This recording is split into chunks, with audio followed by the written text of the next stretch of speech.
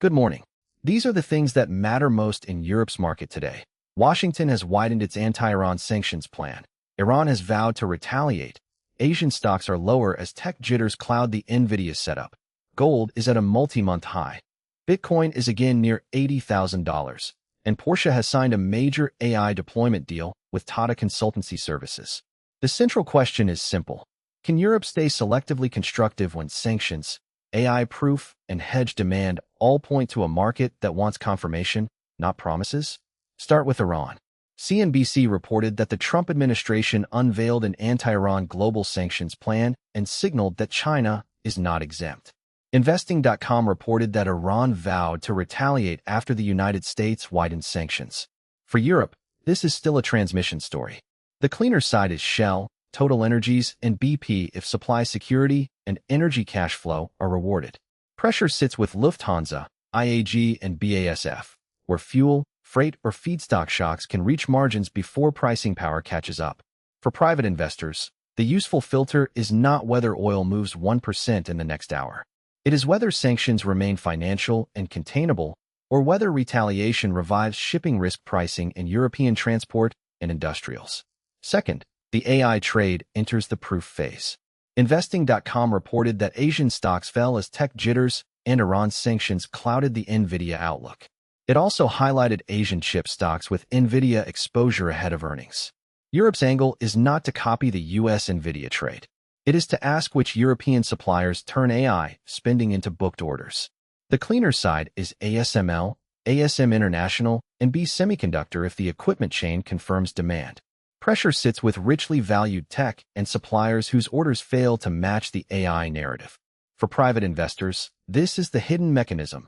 AI demand can be real and still disappoint stocks if the market has already paid for perfect execution. Third, AI is moving from headlines into industrial deployment. CNBC reported that Porsche signed a $1.5 billion AI deployment deal with India's Tata Consultancy Services. That matters for Europe because the AI question is becoming operational. Can manufacturers convert software, automation, and data into productivity? The cleaner side is Porsche, Siemens, and Schneider Electric if factory execution and electrification benefit. Pressure sits with autos and industrials that spend on AI but cannot show productivity or margin resilience. For private investors, the filter is evidence. Announcements are not enough. Watch order quality, implementation costs, and whether management can describe measurable savings without using vague transformation language. Fourth, hedge demand is sending a message. CNBC reported that gold hit a more than 3-month high on dollar weakness and treasury buyback plans. CNBC also reported that Bitcoin jumped 3% and was closing in on $80,000. For Europe, this is not a reason to chase every hedge asset. It is a regime signal. If gold, Bitcoin, and equities all rise together, markets may be trading liquidity relief. If yields or the dollar reverse, long-duration growth and weak balance sheets can lose support quickly. Your stock-led watch list for Europe.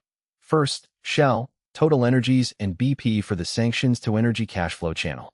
Second, ASML, ASM International, and B Semiconductor for the Nvidia-proof supply chain. Third, Porsche, Siemens, and Schneider Electric for industrial AI execution. Market bias, cautiously selective, not broad risk on. The constructive case is that sanctions stay contained, AI earnings confirm real demand, and European industrials show execution rather than just ambition. The mistake to avoid is treating every AI, energy, or hedge move as the same signal. Tomorrow's watch, Nvidia's read-through, any Iranian retaliation language that changes shipping risk, and whether Europe's open confirms quality leadership or broad defensive rotation. Research context only. This is not investment advice, not a recommendation, and not personal financial guidance.